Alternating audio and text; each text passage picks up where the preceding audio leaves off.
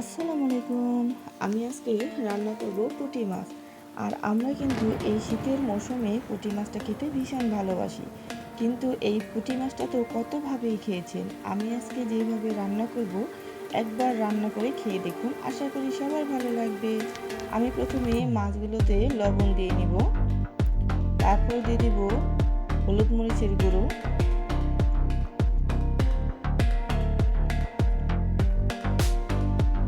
মাছগুলো ভাজার জন্য মশলা আমি সুন্দর করে ভালোভাবে মাখিয়ে নেব। আর এই পুঁটি মাছ ভাজাটা কিন্তু গরম ভাতের সাথে সবাই আমরা খুব পছন্দ করে থাকি। তাও যদি হয় ঝাল ঝাল, তাহলে তো আরও টেস্টি আর মজা হয়। আমি এখন এই উপকরণগুলো মিক্স করে নেব ব্লেন্ডারে। পেঁয়াজ কুচি, রসুন কুচি আর মরিচ, শুকনো মরিচ নিয়েছি এখানে।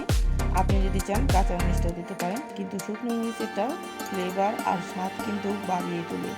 তারপর আমি ব্লেন্ডারে দিয়ে দিলাম। এখন আমি ব্লেন্ডার করে নিব। আর এটা কিন্তু আনাম থাকলে অতটা টেস্ট লাগবে না, অবশ্যই আপনাকে একদম তাহলে পাটায়ও বেটে নিতে পারেন। তারপর আমি যে মশলা দিয়ে মাখিয়ে রেখেছিলাম মাছগুলো, দেখতেই পাচ্ছেন একদম মশলা দিয়ে মাখিয়ে রেখেছি।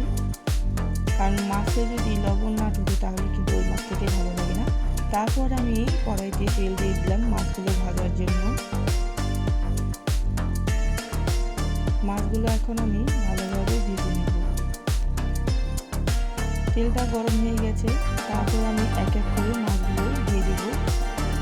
আর আমি এখানে অনেকগুলো মাছই দিয়ে দেবো একসাথে, একটা মাছও লাগবে না, দেখতেই পাবেন।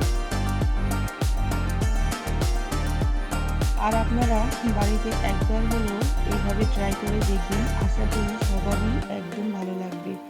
আর যারা নাকি একদমই ভাত খেতে পারেন না, তারা এইভাবে একবার খেয়ে দেখুন, আশা করি মুখের রুচি অনেকটাই ফিরে পাবেন আর তৃপ্তি করে অনেক ভাত খেতে পারবেন। এটা কিন্তু খেতে দুর্দান্ত লাগে, একবার খেলেই বুঝতে পারবেন যে এর স্বাদ কত। তারপর আমি অনেকগুলো মাছ একসাথে দিয়ে দিলাম।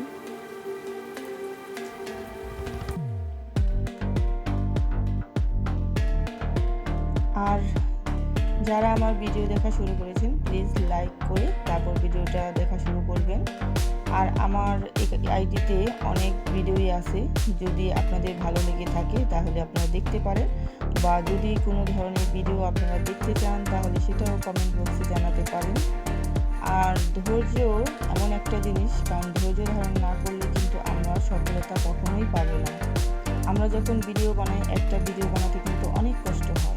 যখন ভিডিওতে ভালো একটু রেসপন্স পাই তখন দেখবেন আমাদের খুবই ভালো লাগে। আর আপনাদের যদি ভালো লেগে থাকে ভিডিও দেখলে, তাহলে আমাদের সার্থক। আর যেখানে দুঃখ কষ্ট আছে সেখানে কিন্তু সাফল্য আছে।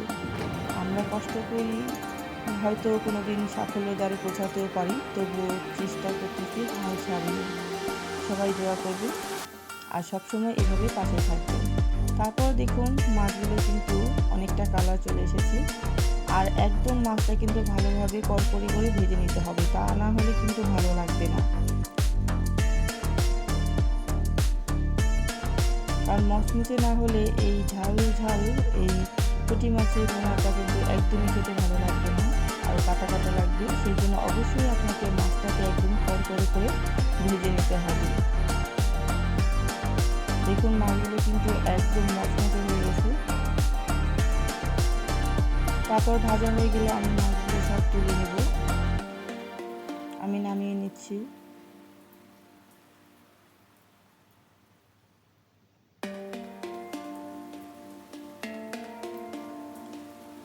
বাকি যে মাছগুলো ছিল সেগুলো আমি তুলে নেব।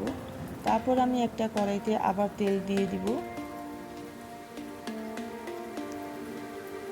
তেলটা গরম হয়ে গেছে, আর দেখুন আমার সবগুলো মাছ কিন্তু ভাজা হয়ে গেছে। তারপর আমি কড়াইতে তেল দেওয়ার পরে আমি যে মশলাটা বানিয়েছি সেটা আমি এখন দিয়ে দিব। রসুন, মরিচ, পেঁয়াজ দিয়ে যেটা ব্লেন্ডার করলাম সেটা। কালারটা কিন্তু খুবই সুন্দর হয়েছে।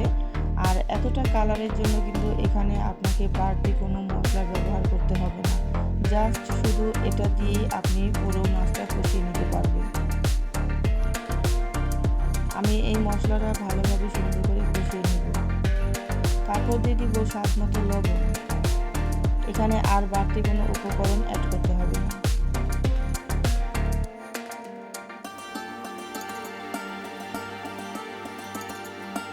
প্রায় মশলাটা কষানো হয়ে গেছে। তারপর আমি দিয়ে দেবো সামান্য একটু পানি।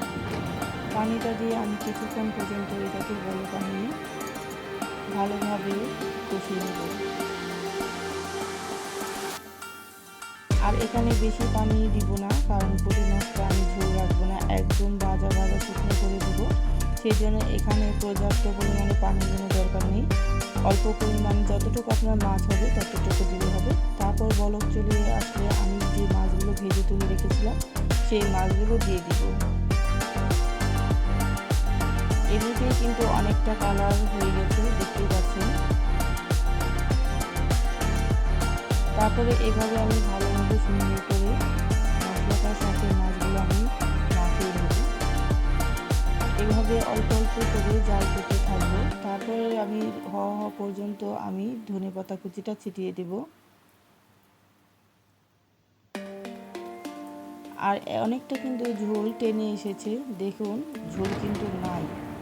এভাবে আমি অল্প অল্প তাপে ঝোলটা পুরো শুকনো করে নেব, যাতে এটার গায়ে পানি না থাকে, মানে আর কি ঝোল না থাকে। আর আমি এই ভিডিওতে একদম সহজভাবে দেখানোর চেষ্টা করলাম, আশা করি আপনারা বুঝতেই পেরেছেন। তারপর দেখুন একদম শুকনো শুকনো হয়ে গেছে, কড়াইতে লেগে গেছে, তার মানে আমার এই রান্নাটা হয়ে গেছে।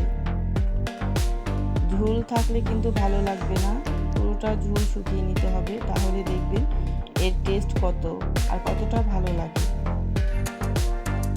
দেখুন, দেখেই বুঝতে পারছেন যে কতটা লোভনীয় হয়েছে।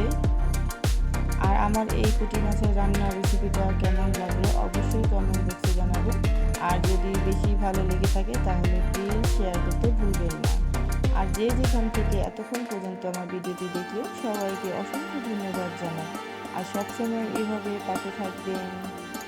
দেখুন গরম গরম ধোয়া উঠতেছে, আর এরকম গরম রান্না যদি হয়ে থাকে গরম ভাতের সাথে তাহলে তো কোনো কথাই নেই।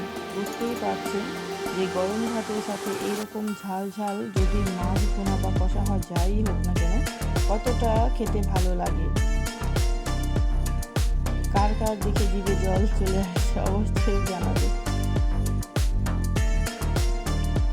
তো সবাই ভালো থাকবেন, সুস্থ থাকবেন, আল্লাহ হাফেজ।